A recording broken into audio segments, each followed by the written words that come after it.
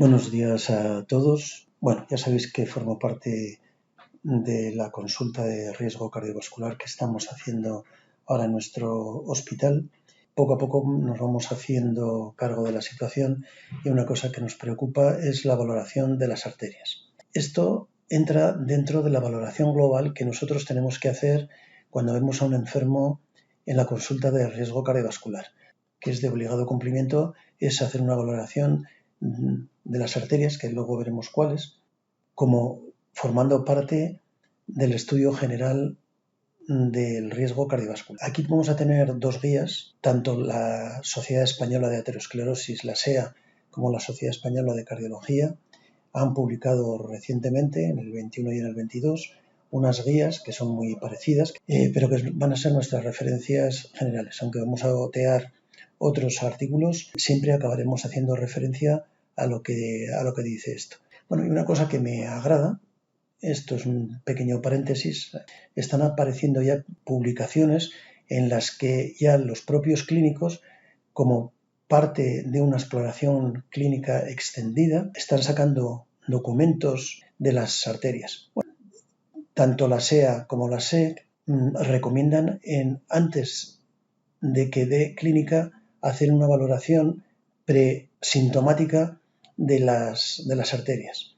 Sobre todo nos dice que lo tenemos que hacer con los tres métodos, la SEA nos dice con estos tres métodos, el índice tobillo-brazo, luego hablaremos un poquito de estos, al menos una placa en arteria carótida epicárdica, carotídea o femoral, o cuantificación del calcio coronario mediante las unidades Agaston, bueno, y recomiendan que hagamos la valoración a estos tres niveles, a nivel carotídeo, a nivel cardíaco y a nivel femoral. Lo defino así: territorio SEN, territorio SEC y territorio cardiovascular, porque son hostiles. Cuando dentro de la valoración del riesgo cardiovascular puede haber situaciones puntuales que no, pero la experiencia y después de muchos años me dice que las especialidades con su carácter endogámico defienden su territorio de forma espectacular, y estos tres pues especialmente.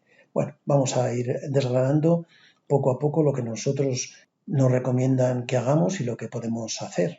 Y vamos a comenzar haciendo una valoración de las arterias a nivel carotídeo y a nivel de extremidades inferiores. SEO, ya hemos visto lo que nos dice, que hagamos una valoración del índice tobillo-brazo o una valoración de arteria coronaria epicárdica, carótida o femoral, o cuantificación del calcio coronario. Al menos una placa en arteria coronaria epicárdica, esto significa que se haga con estudio angiotac de contraste intravenoso.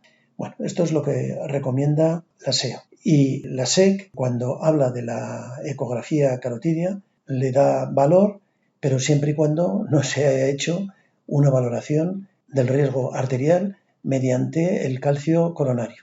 Le da más valor al calcio coronario que a la placa carotídea o femoral. Y tanto la SEO como la SEC, una vez de que han demostrado una calcificación o una estenosis epicárdica de una coronaria o una calcificación carotídea o femoral severa o unas unidades Agaston elevadas superiores a 300, ya tanto una sociedad como otra sociedad ya no lo clasifican como de alto riesgo. Y nosotros, en nuestra valoración general, posiblemente esta sea una de las diapositivas más importantes que voy a poner, que cuando nosotros hacemos la valoración del riesgo cardiovascular, en los diferentes pasos que vamos haciendo secuencialmente, en el cuarto paso lo que tenemos que hacer es una valoración de los modificadores de riesgo cardiovascular, viendo la lesión de órgano diana, el daño vascular o varios modificadores clínicos. Lesión del órgano diana con rigidez arterial, hipertrofia ventricular izquierda o microalbuminuria, con los modificadores clínicos: obesidad extrema, exclusión social, intolerancia a la glucosa, etcétera, etcétera, o lo que nosotros hemos dicho. Cualesquiera de todos estos antes de este cuarto paso nos subiría un grado la valoración del riesgo cardiovascular. De moderado no lo pasaría a severo o de grave a muy grave. De eso la importancia de esta valoración. Y nosotros ya hemos dicho que en la valoración del riesgo con el índice tobillo, la rigidez arterial o la grosor íntima media. Bueno, últimamente se hacía valoración de esta manera, pero ya esto ha sido denostado y ya en las próximas recomendaciones ya solo la SEO recomienda el índice tobillo-brazo, no las otras dos, y en las próximas ediciones de las recomendaciones también va a salir excluido. Entonces lo tendremos que hacer con los métodos que nosotros veamos a partir de lo que viene a continuación. Es decir, que nosotros las recomendaciones es que hagamos valoración carotidia, valoración femoral y valoración del calcio coronario. Entonces, ¿esto qué significa? Que a todos los pacientes que nosotros vemos en las consultas de riesgo cardiovascular, para la reclasificación del riesgo tenemos que pedir un Doppler carotidio, un Doppler femoral o un TAC torácico. Esta es una pregunta que yo me hago desde hace mucho tiempo y que lo que viene a continuación pretende aclarar un poco esta situación, que ya os adelanto, esto no va a ser respondido con contundencia, eso está claro. Al final daré unas opiniones personales y que quedarán reflejadas así, como opiniones personales, y veremos lo que dice el estado actual de la ciencia. Bueno, y entonces vamos a comenzar con el Doppler carotidio y femoral. No está claro cómo nos recomiendan hacer el Doppler carotidio y femoral con una sonda lineal, con alta frecuencia, mayor de 7 MHz, mejor a 10, con una ganancia, etcétera, etcétera. Pero aquí pongo un asterisco especial, un asterisco especial. Voy a hablar por mi boca, por las dificultades que yo me he encontrado para aprender a hacer una valoración de la carotidia y de la femoral, hacer un Doppler de ambos territorios. Me he encontrado con dificultad absolutamente a todos los niveles. A nivel de mi hospital, a nivel de los otros hospitales, a nivel técnico, etcétera, etcétera. Es decir, que a mí me hubiese gustado tener un aprendizaje reglado, de la manera que sea, y no ha sido posible.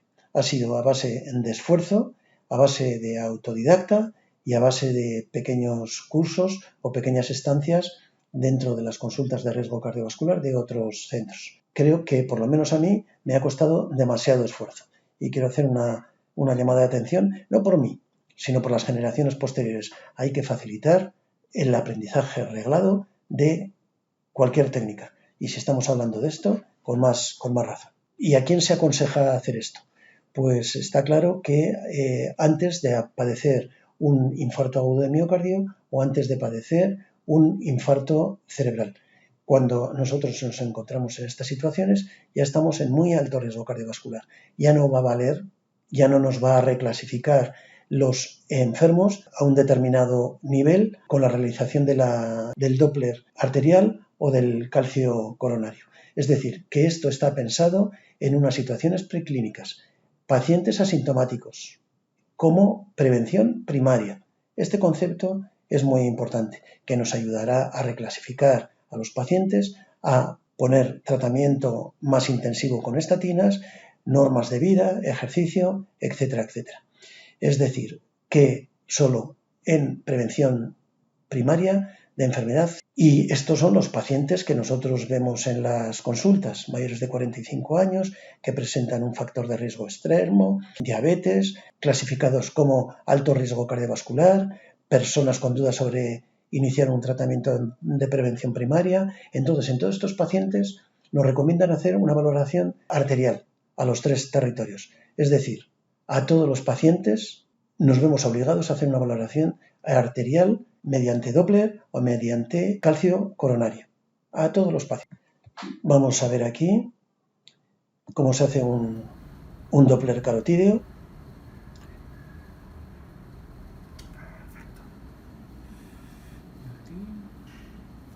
Aquí vemos la carótida y aquí vemos la yugular, cómo se ha colapsado. Ahí se ha dividido ya las dos carótidas y hemos pasado por encima. Ahí vemos una placa carotídea que luego hay que medir, etcétera, etcétera. Lo que me interesa demostrar aquí que esta película dura 6 minutos. Si nosotros tenemos que hacer una valoración de los 2 territorios carotídeos y de los 2 territorios femorales, ya os aviso que la femoral cuesta algo menos, pero cuesta también. Pregunta clave: ¿cuánto tiempo se debe asignar a las primeras visitas. Muy importante. Y no solo hacerlo, sino encima anotarlo en la historia. Bueno, porque hemos dicho que la valoración arterial ya está recomendado en todos los sitios. Si la pregunta es si lo debemos de hacer en las consultas de riesgo cardiovascular, o la pregunta que nos hemos hecho antes, si deberíamos de pedir 2 Doppler a rayos y un TAC a rayos. Esto es lo que nos recomiendan hacer y lo que nos vemos obligados a hacer. Y dentro de nuestro protocolo, una pequeña introducción a un Doppler carotídeo, nos vemos obligados a hacer un Doppler modo B, Doppler color y Doppler pulsado. Todo esto lleva implícito un aprendizaje de la botonería, y las recomendaciones últimas nos ayudan a reclasificar las lesiones que nos encontramos. En cuanto a tamaño, el grado 0 no tiene placa, el grado 1 tiene una placa menor de 1,5 milímetros, el grado 2 tiene placas de entre 1,5 y 2,4 milímetros y el grado 3 tiene placas superiores a 2,5 milímetros. Y además aquí puede haber no solo una placa, sino puede haber placas en tándem, y aquí puede haber no solo una placa, aquí ha representado el bulbo carotídeo, pero puede haber placas en tándem. Y no solo el grosor, que esto ya vemos cómo nos lo clasifica, grado 0, 1, 2, 3, es lo que nosotros hemos visto antes, sino también lo que nos obliga es hacer una descripción detallada de la placa. Una vez que nosotros vemos el tamaño de la placa, no es lo mismo la ecogenicidad, la superficie y la textura de la placa. Dentro de la ecogenicidad vemos, por ejemplo, aquí las muy calcificadas, las isogénicas, es decir, las que tienen mucha fibrosis, las hipoecoicas, que tienen menos fibrosis y más lipídica, y nosotros vemos aquí una matriz lipídica por completo. Dentro de la superficie es importante que aparezca como una superficie regular. Nosotros aquí ya vemos una superficie irregular con una placa heterogénea, fibrosa y fibrolipídica, y después nosotros aquí tenemos ulcerada. Aquí ya vemos una ulceración. Es muy importante también saber el tamaño de esta ulceración. Y después la textura, cuando nosotros tenemos calcio, es decir, esta placa dejará sombra acústica posterior. Cuando aparece hipoecoica por completo, que esto no lo demostrará el Doppler, por eso la importancia de mirar el Doppler. Nosotros miramos con el eco 2D, no vemos placa fibrosa ni calcificada, pero cuidado que podemos tener una placa fibrolipídica, que es una de las condiciones de una placa agresiva, vulnerable. O nos puede aparecer una placa heterogénea, como vemos aquí, con una matriz fibrolipídica y una superficie heterogénea, sin calcificación, pero muy fibrosa, y además con una superficie heterogénea. Nosotros tenemos que intentar clasificar las lesiones carotídeas que nosotros veamos en cuanto a tamaño, en cuanto a ecogenicidad, superficie y textura. Y según esto, nosotros haremos una valoración de si esta placa es estenótica o no estenótica y el grado de velocidad que esto origina cuando nosotros metamos el Doppler pulsado. Con todas estas características, lo que sucede pre-estenosis, post-estenosis, las diferencias de morfología, las diferencias de velocidad, el ratio entre la estenosis y la zona anterior o posterior, bueno, y según todas estas características, lo que nos dirán es el grado de estenosis que nosotros tengamos, 70, 80, 90 o oclusión completa. Bueno, aquí vemos que estos valores nos permiten intentar definir el grado de estenosis. Bueno, ya esto fácil no es, fácil no es. Y nosotros ya hemos estudiado las carótidas y vamos a ver la vasculatura de las piernas.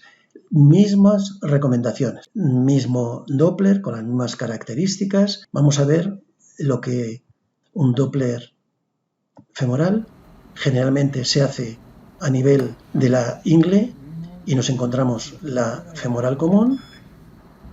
Ya vemos ahí este paciente como tenía placas tanto arriba como abajo, y ahí ya se nos ha dividido en la femoral superficial y femoral profunda, y entre medio nos queda la vena.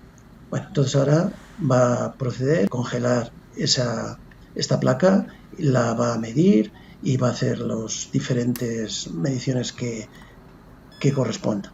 Hacer este Doppler cuesta un poquito menos porque, bueno, hacemos solo en la raíz de la pierna, a partir del ligamento inguinal y los primeros centímetros de la femoral común y la bifurcación femoral superficial y femoral profunda. Pero saber que nosotros podemos tirar para abajo porque el principal lugar de estenosis a nivel de las extremidades es a nivel de femoral superficial en tercio medio, que esto, si tienes que mirar desde arriba, por lo menos hasta la poplitea, pues puede tener también un buen rato. Nosotros ya vemos ahí cómo la femoral profunda se divide en la superficial y en la profunda. Misma metódica, modo B, Doppler y pulsado. Bueno, y estas son las recomendaciones que hace la SEC. Tiene las mismas recomendaciones en las carótidas. Lleva la visualización placa femoral, lleva implícito también alto riesgo, morbimortalidad cardiovascular. Aquí nos dicen que la cuantificación es un poquito diferente porque son diferentes las ondas. Estas son ondas trifásicas, a diferencia de las carótidas, que son monofásicas. Bueno, pequeñas variaciones, pero el significado es el mismo. Y bueno, ahora lo que está muy de moda es medir la carga de la placa y el volumen de la placa. Bueno, son trabajos que por ahora no hay una recomendación clara de qué lugar debe de guardar. Lleva implícito unos requerimientos técnicos impresionantes porque lleva implícito la sonda 3D, que por supuestísimo no está en ninguna de las consultas de riesgo cardiovascular. ¿Y qué es lo que yo hago? Cuando yo me encuentro una estenosis que calculo como significativa, superior al 70%, al 69%, hago una confirmación a rayos. Entonces, aquí sí que pido un Doppler carotidio o femoral a rayos. Y después es de obligado cumplimiento, cuesta poco trabajo, cuesta más el cambio de la sonda que lo que es el despistaje del aneurisma arterial. Hacer un barrido desde epigastrio hasta abajo en busca del aneurisma arterial. Y se encuentra, vaya que sí se encuentra. Os aconsejo que lo hagáis. Bueno, y el tercer territorio en discordia es el calcio coronario, con la salvedad que para el estudio del calcio coronario es necesario hacer un TAC torácico. Es un TAC torácico de bajos requerimientos, se requieren de 5 a 10 minutos, no se requiere contraste y no se requiere ayuno. Lo equiparan a una mamografía y el problema es que nos estamos enfrentando a un órgano en movimiento y eso se lleva mal con el TAC. Aconsejan que sean los TAC de última generación, de 64 cortes. Recomiendan hacer una apnea para disminuir el movimiento del corazón. Hay que hacerlo desde la raíz aórtica hasta la parte inferior del corazón. Sobre todo lo que nos interesa es la raíz aórtica donde salen las dos coronarias y tirar un poco para abajo para ver la coronaria derecha y la coronaria. Y esto es una dificultad que nos añade, que lo que recomiendan es hacer sincronización electrocardiográfica, de forma que el escáner se da cuenta de cuando está en diástole, de forma que el corazón es cuando tiene menos movimiento y es cuando hace la captura en ese momento, en la fase diastólica del electrocardiograma. Nos recomiendan hacer esto porque reclasifica a los pacientes. Vamos a ver qué es una opinión de un radiólogo. Es una película muy cortita, entonces yo creo que merece la pena que la veamos. Es el médico mundialmente más conocido por su desarrollo e investigación en imágenes cardíacas. Preguntarle cómo realiza la asignación de puntaje, ¿cómo es el método? Bueno, resulta ser muy útil la la imagen del calcio en los pacientes de riesgo intermedio. Debo mencionar además que en nuestro país, por lo menos, forma parte integral de la atención primaria. ¿Cómo ayuda en la práctica? Existe un muy fuerte vínculo entre el puntaje de calcio. Para cada grado de aumento del calcio hay un aumento en el riesgo. A medida que se hace positivo el puntaje, aumenta la recomendación de intensidad de tratamiento, pero varía según las guías. Y finalmente, si el puntaje es muy alto, recomendamos hacer pruebas adicionales. Bueno, entonces daos cuenta que es la opinión de un radiólogo en Estados Unidos. Lo primero, que está en manos de atención primaria. Son ellos los que hacen el diagnóstico de despistaje en pacientes asintomáticos. Otro punto importante, que es lo que nosotros habíamos dicho ya. Tercero, ayuda a reclasificar a los pacientes en cuanto al tratamiento con estatinas. Y, por último, en los pacientes que da un calcio muy elevado, los reorienta hacia hacer pruebas complementarias para despistaje de cardiopatía isquémica severa y lo recomiendan para hacer un angio-TAC o hacer una prueba de esfuerzo. Entonces, una vez de que se ha hecho el TAC, lo que se hace es una valoración de la calcificación vista en TAC sin contraste y lo que hace es hacer cortes de 2,5 milímetros y cuando ve calcificaciones, es decir, cuando ve hiperdensidades superiores a 130 unidades Hounsfield, eso ya es calcificación, hace una integración, etcétera, y al final te da una clasificación, te da unas unidades Agatston. 0 unidades Agatston significa que no tienes enfermedad. En Estados Unidos ya a partir de una unidad ya lo reclasifica en riesgo. De 1 a 99, enfermedad leve. De 100 a 399, enfermedad moderada. Y superior a 400, enfermedad grave. El límite entre 300 o más de 300 o aquí llega a 400 o más de 400, eso según donde lo veas también puede cambiar. Es decir, que clasificar a los pacientes sin enfermedad aterosclerótica, con enfermedad leve, moderada o grave.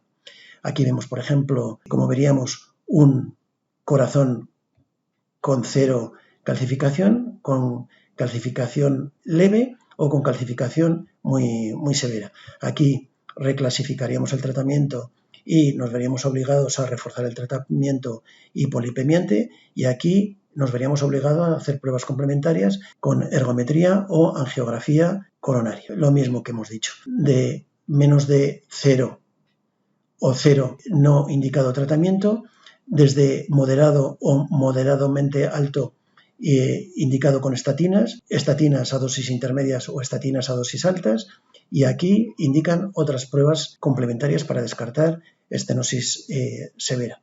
Bueno, vamos a hacer una mini revisión de lo que en el estado de la ciencia, lo que habla sobre el calcio coronario. No nos vamos a ir muy atrás, nos vamos al 2017 y aquí pues una opinión de expertos recomiendan realizar TAC torácico para el despistaje. Bueno, es una opinión de expertos, de radiólogos. Bueno, esto estamos hablando en Estados Unidos, donde están los seguros, etcétera.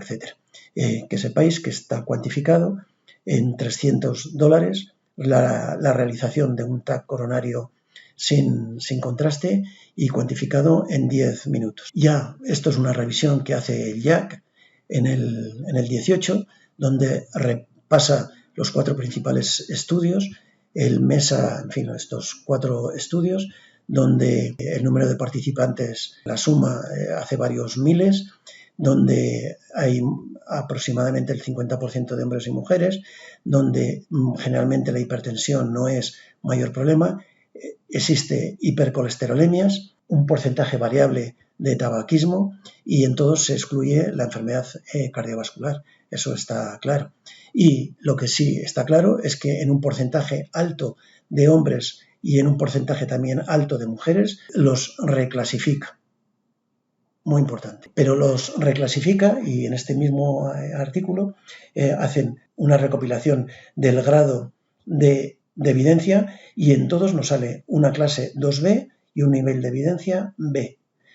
Es decir, que puede estar indicado y se puede recomendar y puede estar indicado hacer. En el 2013, 2016, 2017 y 2018 sigue el mismo nivel de evidencia. Recomendación 2B, nivel de evidencia B.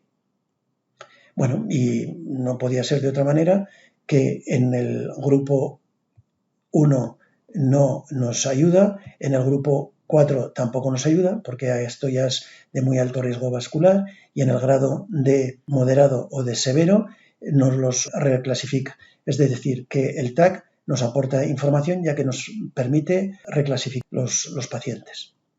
Bueno, esta es otra revisión donde volvemos otra vez a decir lo mismo, que en el nivel intermedio de calcificación nos ayuda a reclasificar a los pacientes. Bueno, y ahora viene la SEC, donde se hace eco más de lo mismo, el nivel de evidencia es 2B y la recomendación B. Se puede recomendar y no hay grandes estudios que avalen esta recomendación. Volvemos a decir más o menos lo mismo, lo que nosotros habíamos dicho, que clasifica el riesgo cardiovascular y aquí además nos dice que nosotros podemos tener placas sin calcificar con alto riesgo coronario, lo que ya sabíamos. Y esto posiblemente, para mí esto es lo más importante. Hay varios artículos donde ya el TAC no se hace un TAC para el despistaje del calcio coronario, se hace un TAC por otro motivo y un dato más que da el TAC es el calcio coronario. Esto es el TAC de oportunidad, como detección oportunista. Nosotros hacemos un TAC porque es una neumonía de lenta resolución, porque es un derrame pleural en el estudio, porque es un angio-TAC y en el TAC sin contraste nos aparece una calcificación. Yo creo que esta es la gran importancia o la gran aportación que nos hace el TAC. El TAC en cuanto a oportunidad de diagnóstico y de reclasificación de los pacientes. Claro, pero entonces no nos va a dar las unidades Agatston. Pero lo que sí está claro es que hay una concordancia perfecta entre el grado de calcificación, ninguno leve, moderado o grave, con las unidades Agatston. Es decir, que los TAC de oportunidad tienen una validez cuando nos dan el resultado como positivo muy importante. Y no perder esto de vista, porque esto es up to date puro y duro. Si en Estados Unidos las recomendaciones para hacer el TAC es impresionante. Si los pacientes de muy bajo riesgo cardiovascular recomiendan hacer un TAC coronario cada 5 o 7 años, los de riesgo intermedio cada 3 a 5 años y los pacientes con diabetes a los 3 años. Imaginaos que a los pacientes con diabetes se les recomienda hacer un TAC cada 3 años y comenzando a hacerse los TAC de control a los 33 a 38 años. Es decir, que cuando un paciente tiene 80 años, pues ha hecho unos 15 TAC. No lo sé. Yo esto es que no lo veo. Por eso, cuando yo me presento ante cada uno de mis pacientes, que ya les he hecho el Doppler carotídeo y femoral, la gran pregunta que me surge.